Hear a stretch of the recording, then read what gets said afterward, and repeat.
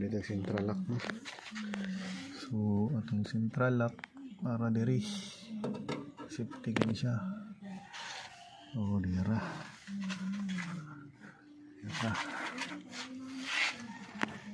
sa diya wala nta nagbangag or nagbarina. Giipit rin nato ang actuator green ug blue. So 122 ra na. So ang kini siya dito niya dagan sulod. So mag wiring diagram ta ni. Kini isa ka actuator nga wire blue. Dito ni siya sa ground. So kini ning wire diri padagan ni pasulod diri agi.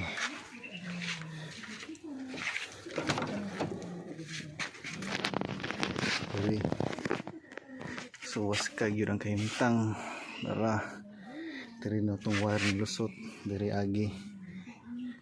So gamitan lang siya alambre, tusok wire subay ni siya pasulod diri langkaton pud ni subay dito sulod.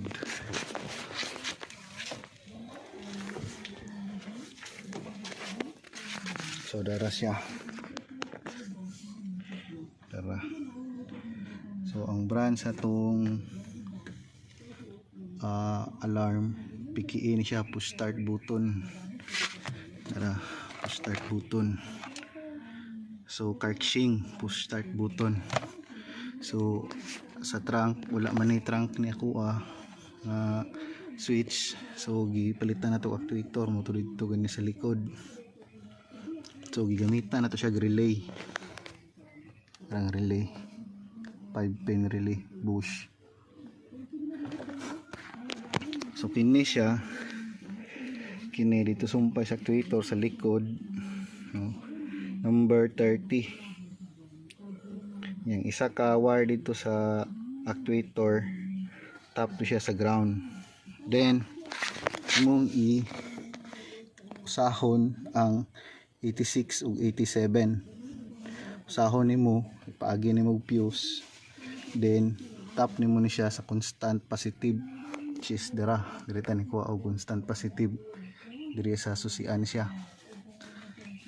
Then ang 85 mo to imong itap sa red wire sa trunk release, sa trunk sa module sa push start button.